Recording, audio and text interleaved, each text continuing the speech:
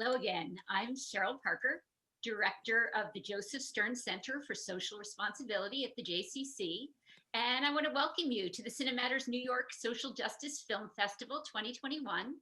Cinematters presents impactful films that engage the community toward a more democratic, inclusive, and just society. Before we get started, we'd like to acknowledge the ancestral keepers of the land where the JCC is located, the Munsee, Lenape, and Wappinger nations. Next up is our Q&A on the Condor and the Eagle, which features Indigenous leaders as they engage in an epic journey for climate justice from the Canadian boreal forest to the Amazon rainforest. We are so thankful to our amazing partners who made this festival possible, and in particular, to the New Republic. Before we introduce our speakers for today, just a couple more things. First of all, during these tough times, we're relying on the support from our community more than ever before to keep our virtual programming strong and keep us connected to each other. So please consider making a donation to the JCC so that we can remain a thriving hub for resources, connections, and community for years to come. To donate, please text the word community to 56512. Next, if you have questions for the panelists during this session, and we hope that you do, please put them in the chat box. And if your question is selected, someone from the festival team will contact you and then we'll unmute you so that you can ask your question live. And now our speakers for today. We have an amazing panel.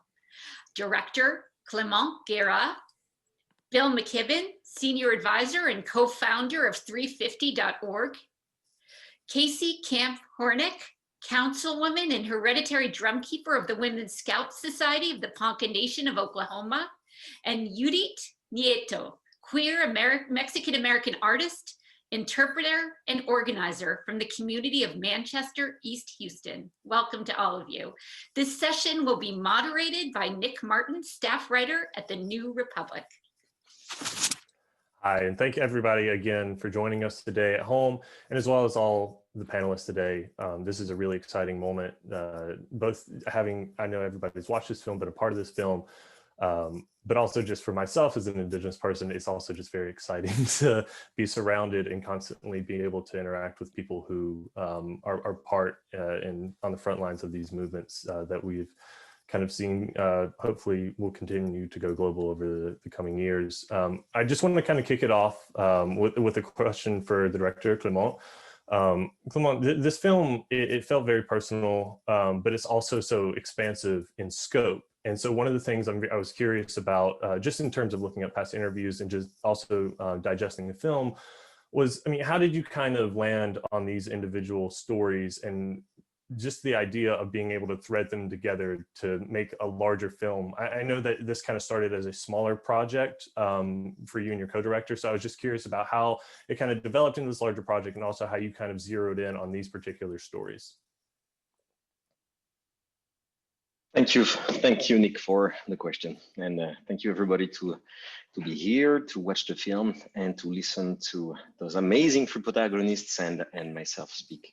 I usually don't speak. I think that's why I do this work. I can be behind the camera, and maybe that's part of the the answer. How did it come to life? I suppose that for the first time of our life, in our lives, we decided to stop speaking and listening to ourselves speak, and we decided to go into deep listening, and we would just travel across North America and go from one community to the next, and just take a seat with impacted communities, Indigenous communities, and just stop speaking.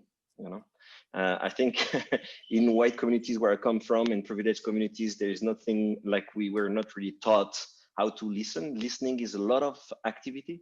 It's not just like a passive action. So it's our first film, so it was a deep training about deep listening. So we just went to one community to the next, and as we traveled, we understood the weight of our privilege and the in the toxicity that we carried inside. You know, all the communities that we traveled to, and all the industries polluting the atmosphere and the communities. Or just the reflection of the pollution many carry inside. So I think that's how this story came to life. It came to accepting to taking the time and accepting to taking the time to listen. And then it all makes sense, you know, because then we wouldn't listen to ourselves and have a clear idea about the story. There was no story anymore, but that's of those that we listened to. And so we were so blessed to have met Casey, Judith, and all those amazing people. And the idea was not to make a film. The idea was to produce short videos in order to support communities in their struggles, in their community-based initiatives and solutions they were implementing. And that's what we did. We did that for the first 6 months. And as we took a step back, we understood that there was a bigger story to be told.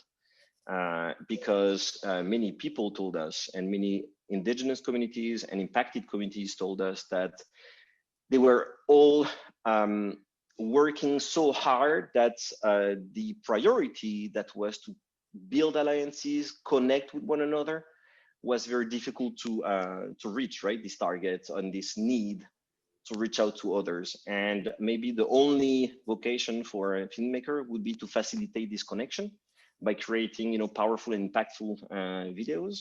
And so that's when we understood that that was our mission somehow. You know, like Casey told us that there was this amazing story that's connected the North and the South, the global North and the global South indigenous communities from North America, traveling to the Amazon rainforest and building those amazing alliances that was at the root of the build of this environmental justice movement globally. And we were just blessed enough to meet the right people at the right time. Yeah, absolutely. Thank you so much for that. I really appreciate hearing that perspective, because the more I read about it, the more I was interested in just knowing about how it kind of came to be in the shape that you know, us and everybody today has been able to see it. So that's really fascinating. I want to turn to Yudith real quick, because one of the things that Clement just mentioned was this concept of, I think, non-Indigenous people actually listening to what we have to say on these matters that obviously impact not just us, but they directly impact us now, but will obviously directly impact everybody if we have gone kind of untouched or unmeasured. And one of the things that really, one of the moments that kind of stuck out to me in the film as I was just kind of taking my notes was during the Houston City Council meeting. You go up and you request that there's more consultation with the community, with the impacted community. And they're like, I think a council member is like, well, can you get something together to meet tonight? Can you get the whole community together tonight? And I was just like, that's a really good example of what I feel is shallow listening.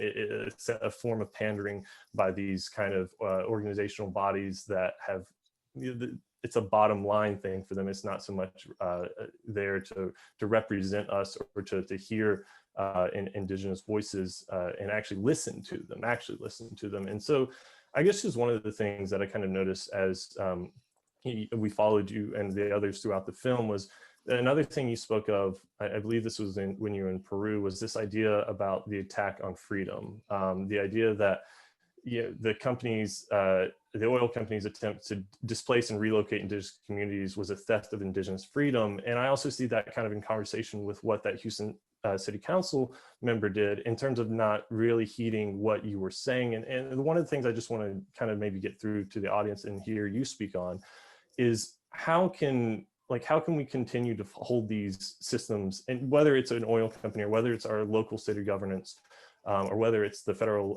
legislature, how can we hold them accountable in a way that, you know, they really haven't responded to so far, I think, in a meaningful way? Like, how can we continue to do that? And how have you kind of continued to do that, both in this film and obviously beyond it?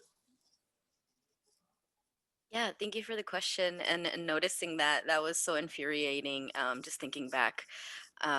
But it still keeps happening. You know, the city of Houston is always catering to industry, no matter what.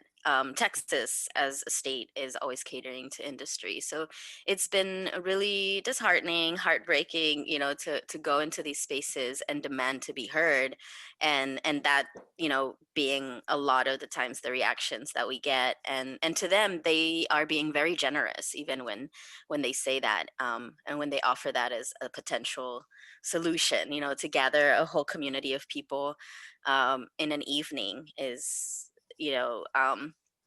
not very doable, especially when people work 9 to 5. They get home pretty late and sometimes exhausted. They don't have time to sit and have these really hard discussions about what they believe should happen in their communities, for their own health and the health of their children and the whole community in the city. So not much has changed, unfortunately. We just settled actually this one case with Valero that you start to see in the film. And we also did lose a lot of freedom because one, we don't have money as a community to spend on lawyers. Valero spent so much money just trying to, delay this conversation for years. I mean, it's been 5 years and we just settled it like a month ago. And the settlement was that we only get $100,000 for 4 years in the increments of $20,000 a year. And that's supposed to go to the community to solve their issue on emissions, which means we only get to build like hedges or trees or plant trees that they can get for free from the city.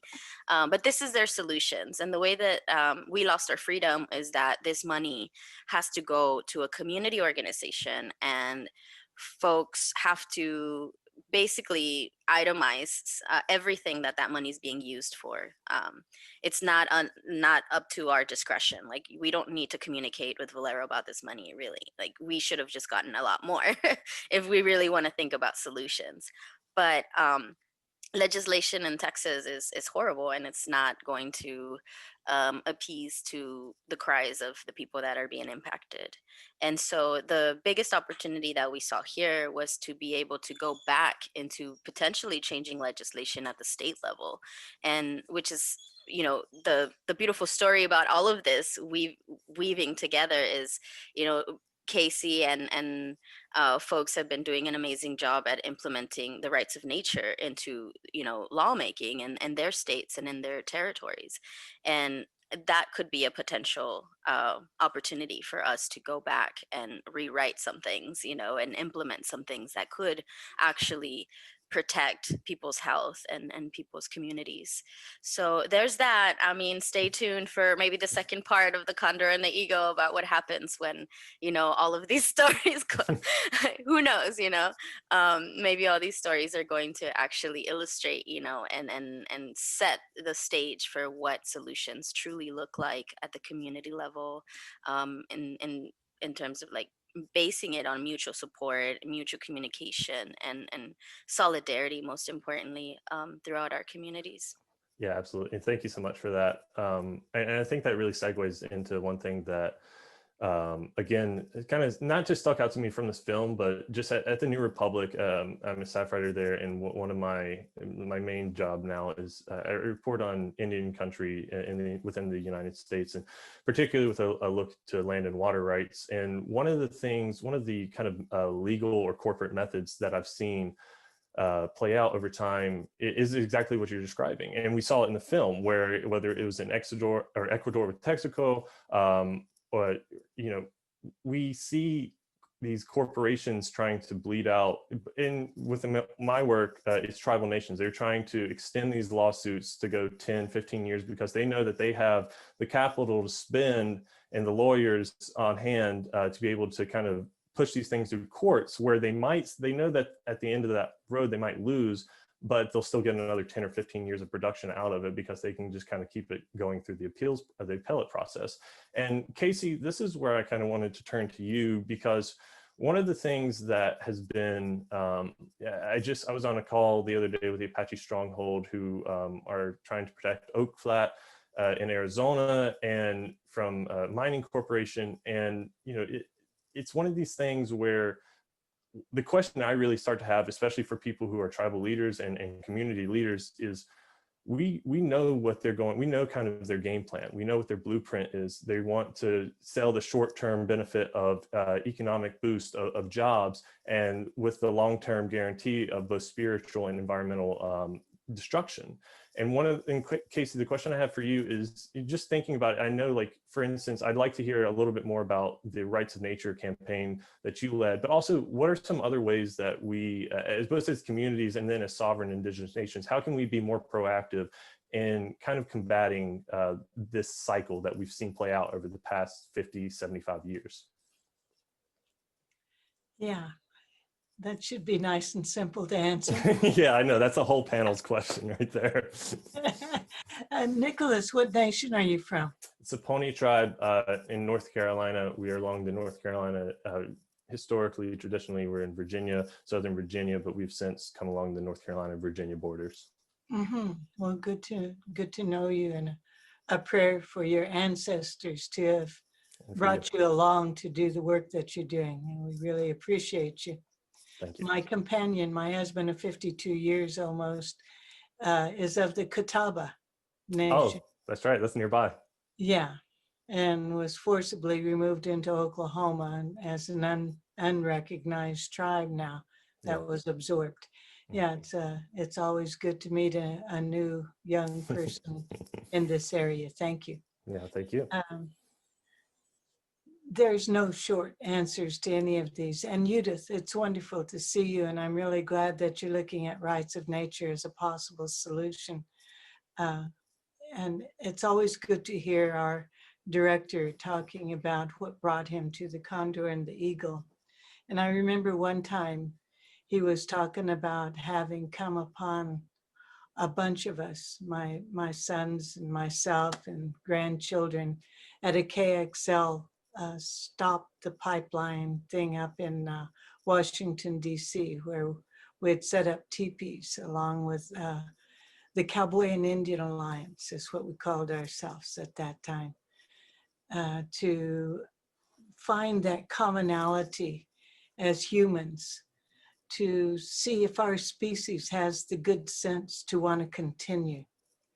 And I kind of feel like that's kind of what we are asking in this film many times in many different ways, is if we choose as a species, as humans, to recognize that we are nature. We are not separate from, we are indeed part of. If we eat, drink, and breathe, one can't separate oneself from the winds and what blows in those, or from the sacred water herself and the gifts that she offers for life, or from the corn and the things. I was looking in at my kitchen while Yudith was speaking, and it made me think of so many things, you know, the food that's available for my people inside there. It hurts me to think of those going without right now. You know, it's painful to consider that humans are so vain and so ego-driven that we forget our relationship with all, not just other humans.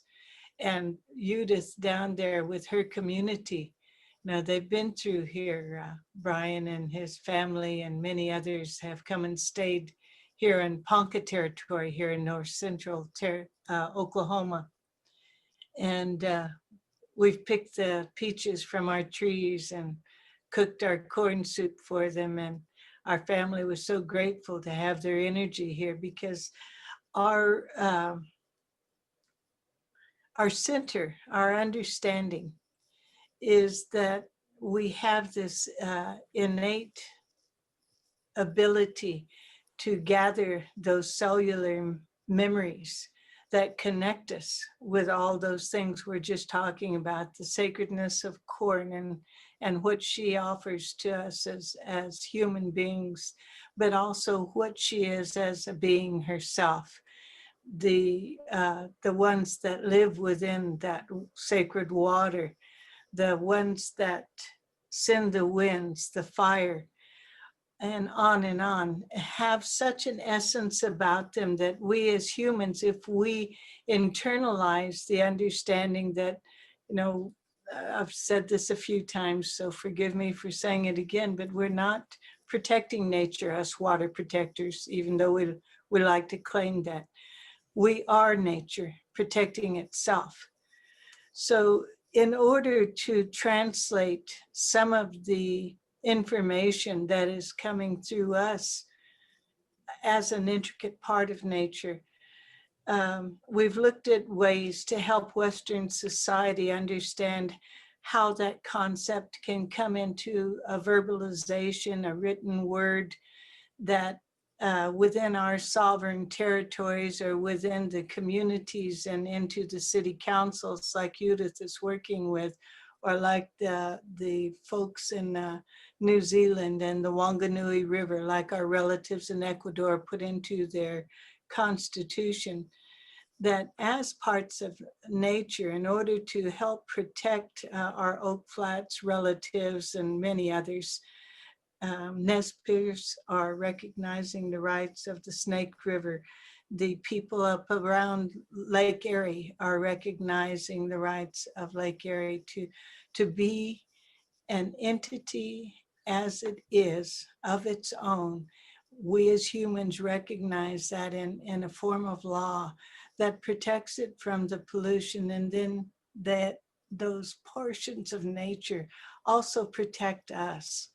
Because when we came to being in this sacred cycle of life, there was a balance where humans were just part of everything else, and recognize that. And I don't care what race you're from or what continent you're from, even though you have utilized this thing called the doctrine of discovery, and you've utilized the laws that you've created within your federal government and made the treaties with us, and then broken your own vows and your own words. And we're seeing perfect examples of that happening within the federal government right now, that we still hold to the natural law. We still recognize what is true power, which is sun, moon, earth, water, winds, fire. The rhythms that are set in place for this universal way to continue have very little to do with how much money is in a bank account, because we all know we can't eat, drink, or breathe that. Right. We do know what is real and what isn't. So using rights of nature for the Ponca Nation of Oklahoma, which is a statute that was created theoretically and in the future will begin to help us if they pollute the sacred water, air, land, and territory around us. But it also will help us in the fight against the pipeline. And it is one connection that all humans have right now, is that the fossil fuel industry and the extractive industry together are endangering our very lives and the lives of the species that we're part of. And as endangered species, we begin to then take responsibility. How do we take responsibility? Yeah, my favorite thing, warrior up, do something, you know, make that power happen that is real. That's you. You are no less powerful than the highest CEO or that elected official. You are more powerful because you recognize your interrelatedness and your responsibilities to the generations to come. And that's where we owe our understanding, is that seventh generation philosophy means that we recognize all those ones that came before us, keeping away a world for us to exist in. We can do no less. And we do it today, not yesterday. We do it today. Absolutely. Thank you so much for that, Casey. And I just want to say, for anybody who hasn't seen the film yet, that there are several moments like that from Casey that had me wanting to stand out of my chair and go, just so I walk out my door and do something immediately. And the whole film did. And that's exactly why right there. And so kind of getting towards that idea of doing something, Bill, I'd like to turn to you now.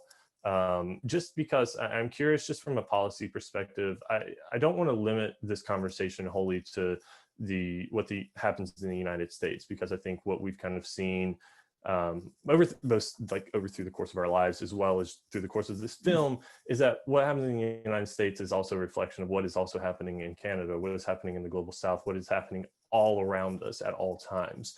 And I do just kind of like, just, I guess, for like, if there is a shimmer of hope to be kind of taken out of this, to be gleaned from this, I'm just curious to hear from you, because I know that, kind of the policy wonk of the group here. I just kind of would love to hear a little bit about what is kind of, as we kind of change administrations here in the United States, what needs to be done in the immediate term, but then also how can we partner both with our fellow federal governments across borders, but also with the indigenous nations, and how the tribal consultation process can kind of be improved and boosted throughout the time, and also not just the tribal, but the community and consultation process as well.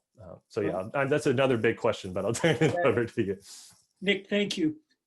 Greetings to all from Abenaki country here in Vermont. We had a fresh fall of snow on the ground today, so it's beautiful. And it's a pleasure to be with everybody. So there's a bunch of ways to answer that question. The first is to say that Casey's completely right here. The fight that we're in right now, the sort of overarching and immediate fight that puts the entire planet and every species and person on it in peril, this fight around climate change and the fossil fuel industry, is in a really dark place. 2020 was the warmest year ever. Nick, your remarkable colleague, Kate Aronoff, is doing the best possible job of covering all of this and reminding us of where it all comes from. And in that fight, it's important for people to understand that indigenous communities around the world are at the absolute center of it. Yes, defending their own sovereign territories, but also playing an enormous role in defending everyone and everything at the same time. And you can see that all over the world. Yes, in Canada, in the tar sands of Alberta and along the pathway of the TMX pipeline and so on. It's obvious in the States, south of the border. It's been obvious KXL and Standing Rock and 100 other fights, Cherry Point, where they stopped a coal port on the coast of Washington, and on and on and on. Just literally 1,000 fights, but also in, down under, the Maori and Aboriginal people in Australia, who are absolutely in the lead against the biggest coal plants in the world, with our colleagues in the South Pacific, who are, their nations are literally disappearing as waters rise and so on. And the most useful part of the climate movement in the last 10 years, or certainly one of them, right up there with the emergence of Greta Thunberg and youth climate movement, has been the leadership of indigenous communities around the planet. And partly that's because, communities have often been exiled to places that 100 years ago people thought held no value, but turn out to be on top of big deposits of hydrocarbons or astride the pipeline routes that you'd need to get them to market, but largely because the kind of understanding that Casey was talking about of how the world works is, one way to say it is, the oldest wisdom traditions on the planet are now lining up pretty perfectly with the newest wisdom traditions on the planet.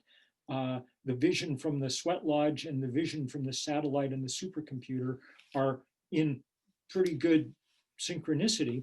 And what they're saying is that the conventional wisdom that the rest of the world operates on, that we're just going to keep growing everything larger all the time and so on and so forth, is nonsense. And we better think about some other things. So we could talk for a long time about, a few of the victories that we're seeing right now.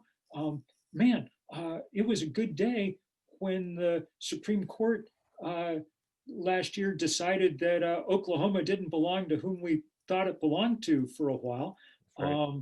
You know, it's a huge victory and one that a lot of us have worked hard for, that on Wednesday, control of the Department of Interior and hence 1/5 of the acreage in the United States is going to be under the control of Deb Haaland, who's a great soul.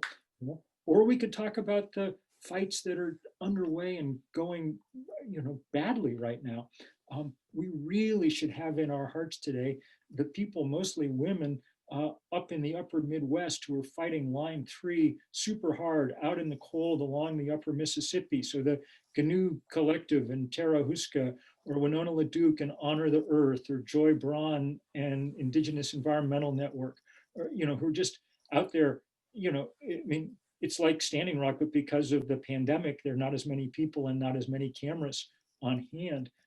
But it's the same kind of, and in this case, up against a Democratic governor who's pushing through this thing anyway, So there's huge fights and huge possibilities, but at least thanks to people like Clement, thanks to people like you, Nick, or other journalists like Julian Brave Noisecat and others, we're at least paying attention to this stuff and thinking about it in terms that the larger world was not thinking about it 10 years ago. 10 years hence, maybe it'll really be the frame through which we're looking at things. And if it is, then we have a chance.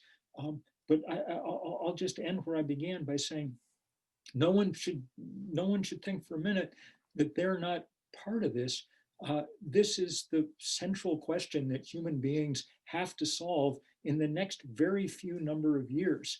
And some of that's going to be solved if we get serious about actual consultation with indigenous communities, which at the moment is something that developers just check on check off a box that says they had a consultation. And part of it's going to get, be if movements continue to expand and embrace and take everybody in.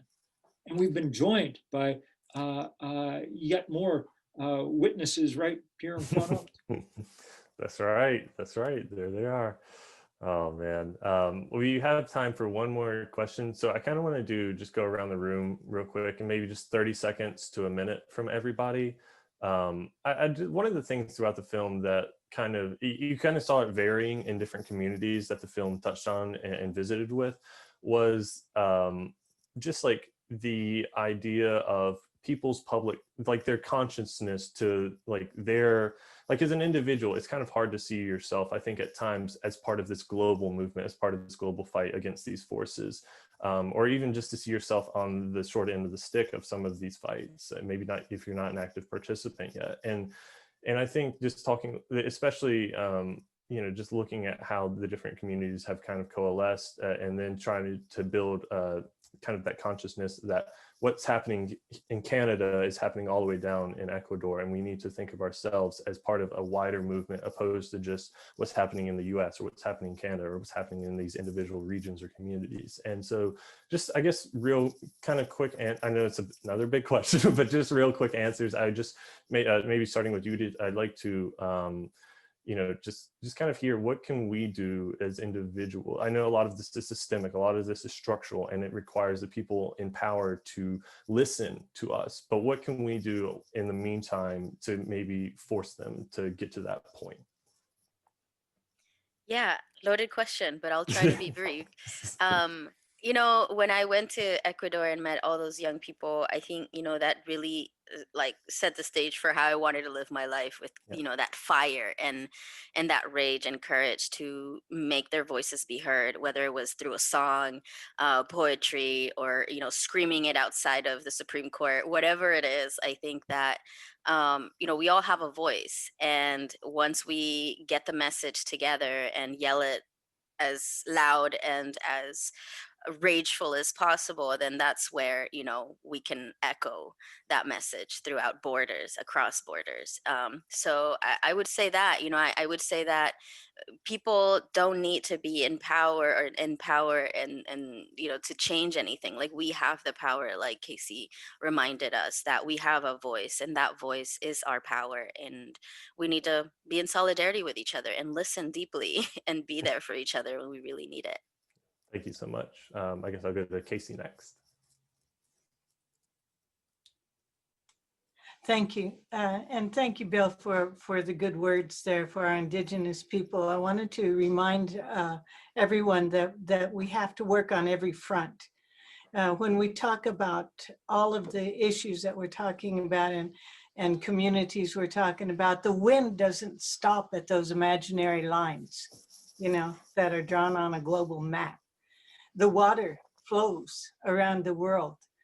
Those essences of the Father, Son moving around and Moon, Mother moving around are not over just the Ponca community. And this pollution doesn't stop there, you know. It's necessary for us to see ourselves as all inhabitants of the same beautiful mother and her caretaking, and treat her in the manner that we would treat our mother in our own home, I hope, and our Father Sky the same way. It's also, you know, as of 3 days ago, a group of 75 plus Indigenous women from this Turtle Island area or North America, from the tar sands from Alaska down into as far, I think Yudith, I sent you the letter to sign too. Those from Line 3, KXL, DAPL, the West Coast where there's a huge flare and refinery out there right now, on and on. Got a letter to the Biden-Harris administration, and I want her remembered as well. This is not Biden by himself. This is a beautiful woman of color who's working there right now beside him. They've made a commitment to us to, on day one, begin the process. We don't want the Paris Agreement anymore. Bill, you were there as well as I was, where the first day, the first time ever, the Indigenous people were brought up in the preamble, but we wanted the body. We want we want to be the lens in which everyone sees how to go forward, because we know it's not by accident that we're the 70 plus women sending that to the Biden administration. We're the matriarchs. We know what we need for our people, and we're ready to share that now. Take advantage of it while you have this opportunity. There is no choice. We're way past that choice time. You know, we're to the point right now that you better mind your mama. Mama knows best. And our mama, our one mother that we all share, is our Mother Earth. She's in purification right now. Line up, get behind that in a global manner. And each and every human being take personal responsibilities now, today. Do what you have to do on a personal basis. When I looked at that kitchen and I listened to Yudith, I remembered that all of our teachings were there around that kitchen table. All of our organizing was around that kitchen table. Before Wounded Knee happened, there was a meeting of the matriarchs. Before Standing Rock happened, my sons, who were there the first day with Joy Braun, called me and said, Mama, this is how I feel.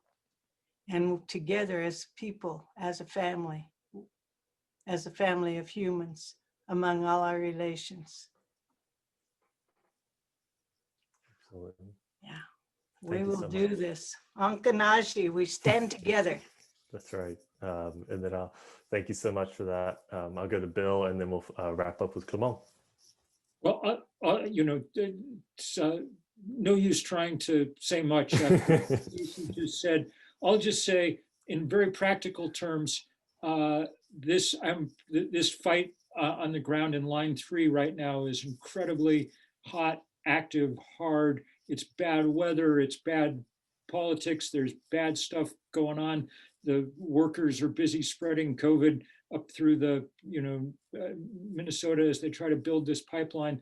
If you can spare a few bucks, the GNU Collective is GINIW. They're online.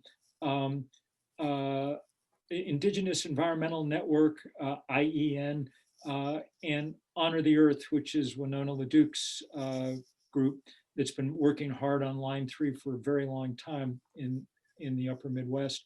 All of them could use some money just to be able to have food and warm clothes and things as they're out there, bail money, as they're out there trying to do this work. So that's one place right this week where it would be a big help. Thank you, Bill. And then we'll just wrap up with Clement. Well, I was so comfortable listening to those great words. I don't really know who I am. I don't know if I'm a filmmaker or if I'm an organizer, but what I know is that I'm trying to keep learning whatever happens, And I realized that I don't see much, or, what is it that you don't see by seeing what you see? And I would encourage everybody to always ask your question every second. Casey says the change starts right now. So it's, the issue is like, how can you change your consciousness right now and acknowledge your ego, don't identify with it, and understand that's the key problem, because there are, there's the capitalism, there's the financial capitalism, there is abuse, there is cultural trends, but fundamentally, we're all the problem. And if we can acknowledge that, then we understand that the solution is not on Saturday between 4 and 5 p.m. Everybody, every time we have a discussion, is like, so what's the solution? I was like, that's the problem is this question, because the goal is not to act now, all right? It's just to take a step back, face your beep, all right? Face your shit, and realize that the solution is when you're ready to understand that it's from 6 a.m. in the morning until 11 p.m. every single day, and that you give everything, to yourself, self-respect, and that you respect the others and you act for the good of the community, and find your way, to give back. Indigenous spirituality taught us so much, teach us so much right now.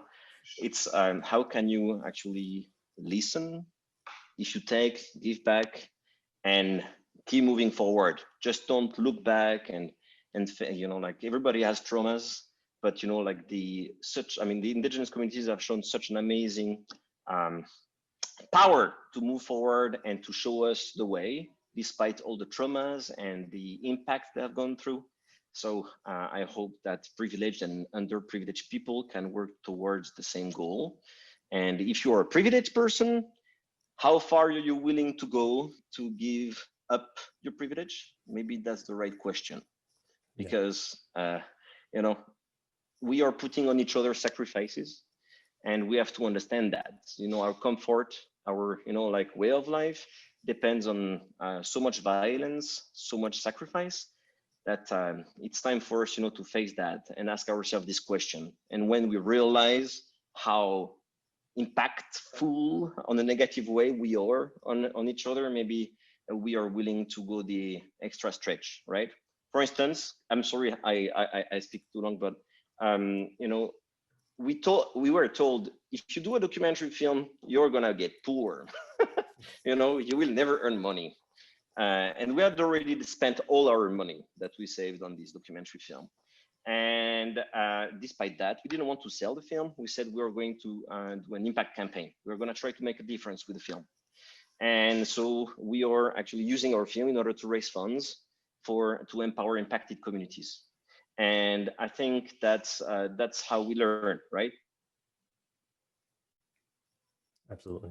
And the risk, and we realized that, I think I froze. No, you're back. You're back. You're back. Okay, I'm sorry about that. All right. So I'm just saying, okay, take risks, try to redistribute your wealth, put your energy into the community, and it will be given back to you by the thousand.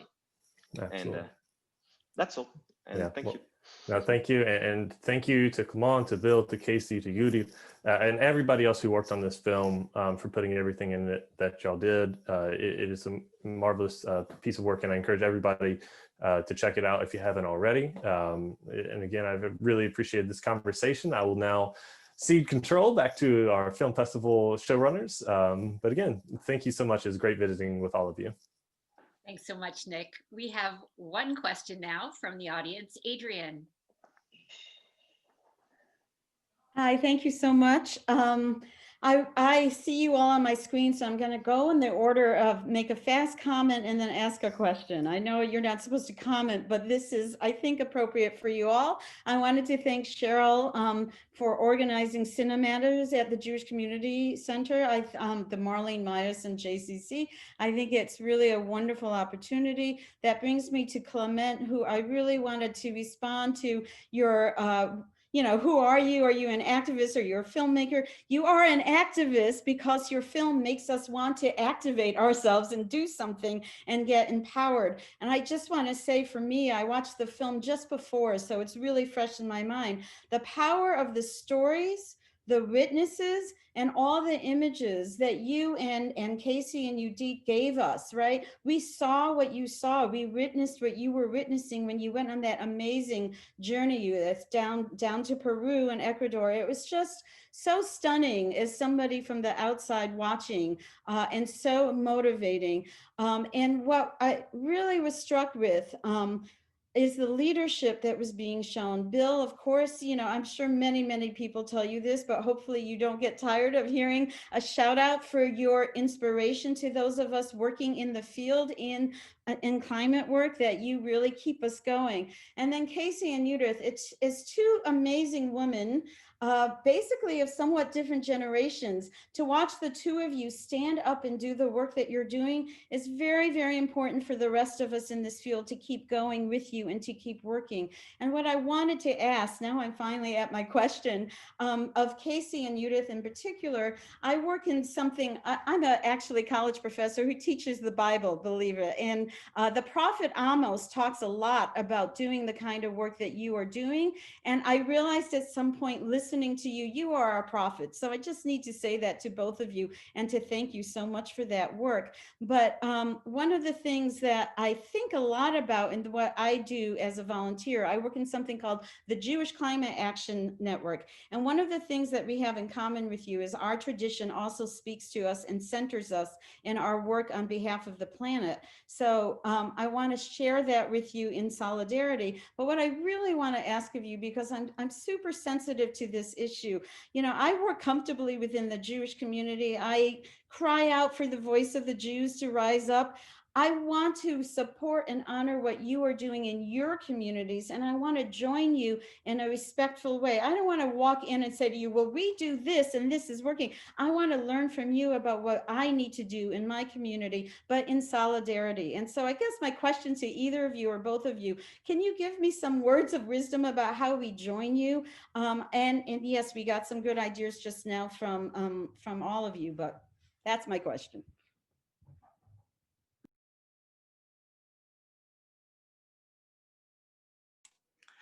So I'm waiting for you to say something, but meanwhile,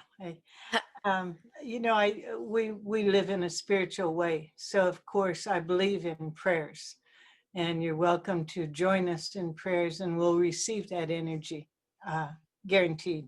And that's very appreciated. On a physical level, I work with a lot of organizations. My son has one called Earth Rights Defenders, and that's important to us. We do youth camps at his place where our children have teepees and yurts, and they spend a week empowering each other from all over, and we learn from them, and they learn from us. They live outdoors. It's really a powerful time for us. So Earth Rights Defenders.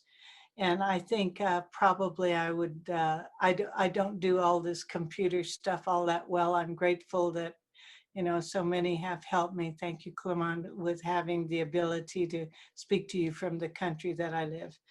The other portion would be movement rights, which is a group that I work with, other women that help bring the rights of nature into indigenous communities and other communities. And I really feel as if they're ladies that I can work comfortably with. So someone can show you how to link to those. That would be wonderful. And, I was just thinking, Bill, when we were talking, that I was thinking about the Paris Agreement. And, that's so passé right now. That I want to remind everyone, when this new administration comes in and they re-sign to that Paris Agreement, we need to ask for more. We need to say that may be something you all agreed to. We didn't, first of all. And secondly, that we raise the bar, because the emissions have been so much worse. Things are so much worse in that. Also, we could ask each and every one of you to pay attention to the UN Declaration on the Rights of Indigenous People, because if those were implemented in truth, because every nation in the world has signed on, or all the states have signed on, they have not been implemented. And it would make a tremendous difference in our free, prior, and informed consent. Because even though Yudith at that point was talking about lack of consultation, in reality, we don't want consultation. We want you to ask for our consent. Thank you. Right on, Casey. I was waiting for you to speak because I'm like, well, I don't know that I have much wisdom today. But you're right. Thank you for your affirmations. We're all learning together and learning about each other's families and communities and struggles. So I'm still learning. I'm still always open to developing as a human being, and learn as much as I can from my matriarchs like Casey and folks that support me in my growth. I do a lot of interpretation, language justice work as well, and have offered a lot of interpretation services, mostly in the undocumented community, because there isn't access for them when they go to court, in different spaces, hospitals, things like that. So that's one of the ways that we can definitely use support in providing folks free services, free interpretation and translation services, so that they're better equipped to speak for themselves. We're not speaking for people or changing the message, but we are trying to help support them in speaking their own truths. That's one ways that I'm learning how to be a better ally, how to be better supporter of my community and my family members. Also in the queer community, we support a lot of trans and queer folks who are homeless, without homes, or are seeking asylum here in the US due to a lot of other climate related impacts in their countries, but also a lot of violence against their person, who they are as people, as two-spirited people in this world. And so we do a lot of that work. I think there was a link that was shared. Some of that work isn't highlighted in that link, but you can feel free to reach out to me in ways that we can collaborate together and learn together. I also would love to learn more about the Jewish community in ways that they're working with climate. I know I've worked a few times with faith-based organizations who are in process of unlearning a lot of things as well, not just when speaking to youth, but like just in general, how folks are being impacted by faith-based organizations that sometimes mean well, but still lack that way of communicating and affirming and respecting people's identities, multiple identities in different ways. So yeah, I think that's a good way to connect. I'm also on social media. I believe Twitter was shared, but I'm hardly ever on Twitter. I try, I can't. I'll share another link to my Instagram if that's helpful. And you can also find me on Facebook. Thank you so much, Clement, Bill, Casey, Yudith, Nick. Thank you for a really, really great session. I know I learned a lot, and I want to thank you all for teaching us. For those of you who are in the audience, we will be sending you a link to all of the resources that were shared today. So if you were frantically writing them down and didn't get some of them, I can promise you we will have them for you in an email on Tuesday. I hope you'll join us for some of the other programs we have coming up. Today we have a panel on Los Hermanos, the brothers, at 4 p.m. and then a panel on Hungry to Learn at 6 p.m. Hope to see you there. Tickets can be found at cinematters.film. And I encourage you to follow us on Instagram, Twitter, and on Facebook with the hashtags Lights, Camera, Take Action or Cinematters 2021. Thanks to everyone. This was a great session. Have a great afternoon.